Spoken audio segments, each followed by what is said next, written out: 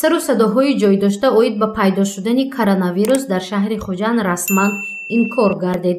Духтурони беморхонаи клиникавии рақами якуми шаҳри Хуҷанд мегӯянд, аломатҳои хавфноки коронавирусро дар як бемор, ки зода ва истиқоматкунандаи шаҳри Хуҷанд мебошад, мушоҳида намуданд.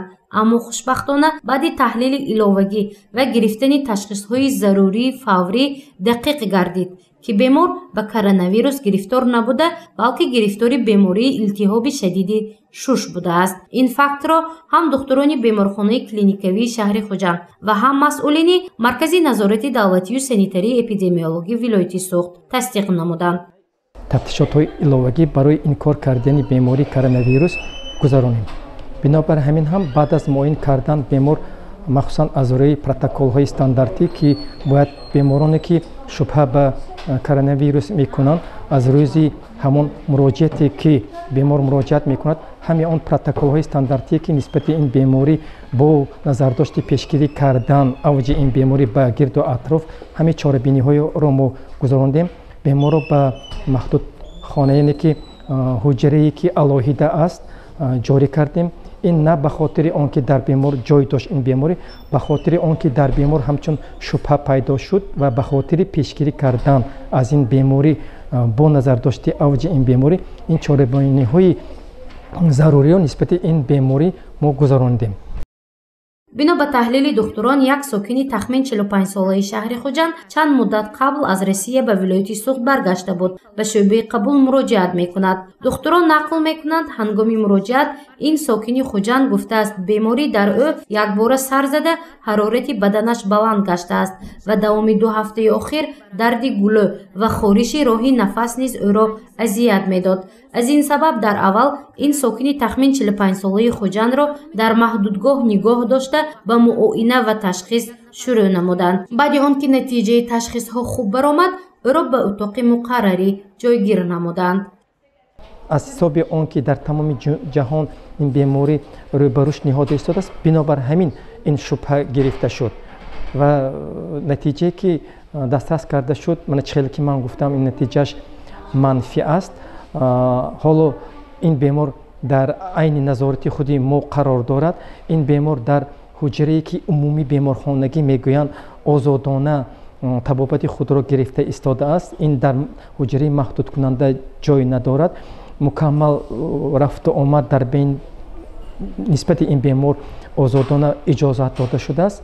ҳоло баъд аз он ки бемори коронавирус ба ин бемор инкор карда шуд, ташхиси гузошта илтиҳоби шадиди шуш гузошта шуд, табобатро аз рӯи протоколи табобати илтиҳоби баналӣ, яъне газе ки мегӯем, бемор қабул карда истодааст. ҳангомае ки он хату хабарое ки аз тарафи шаҳрвандони шаҳр ки оиди ба қайд гирифтани ё ки ворид шудани беморӣ ба беморхонаи клиники шаҳри рақами 1, ин ҳамаш ҳангома мебошад, гапҳои дурӯғ.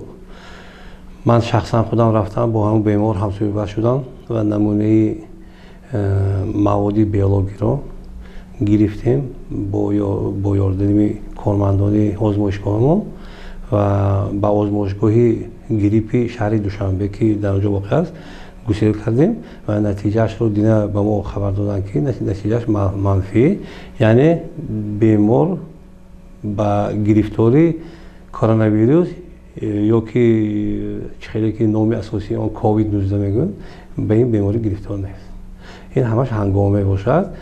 ман аз фурсат истифода аз сокинони кишвар ва вилоят эҳтиромона ва хоҳиш менамоям ки ба ҳар хел гапу садоҳо бовар накунанд.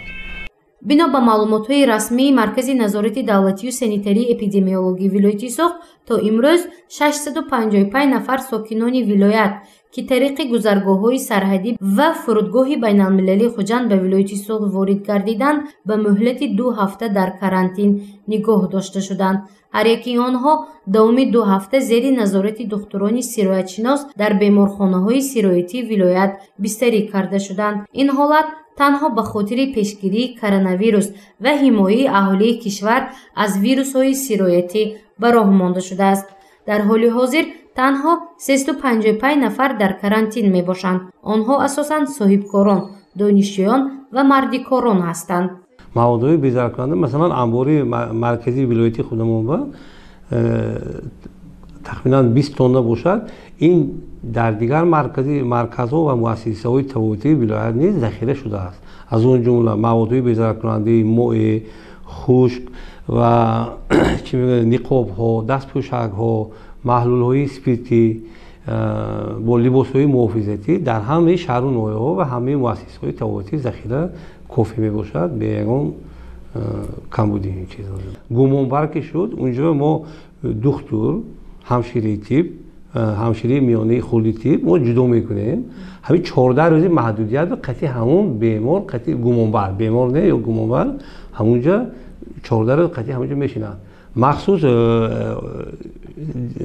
даричаҳо ҳаст ки тирезачаҳо бо воситаи ҳамун даробаро мекунанд ёки чизҳоро метиҳанд онҷа масалан доруворию хӯрокаю ин махсус ҳуҷраҳои боксикунонда мегӯянд. дар умум аз 23 нафар сокинони вилояти Суғд намунаҳои маводи биологӣ гирифта шуда дар озмоишгоҳи вирусологии шаҳри Душанбе натиҷаи он ташхис карда шуд. маълум гардид ки ягон нафари онҳо гирифтори вирус нестанд. натиҷаи ташхис манфӣ аст. мутахассисони соҳа мегӯянд ки мувофиқ ба сани 18 март дар ҳудуди вилояти Суғд ягон ҳолати гирифторӣ ба коронавирус ба қайд гирифта нашудааст. таҳлука ва сарусадоҳои ҷой дошта асос надорад. гузориши Мафнушкур ва Насим Раҳимов барои барномаи иттилоотии Хабар.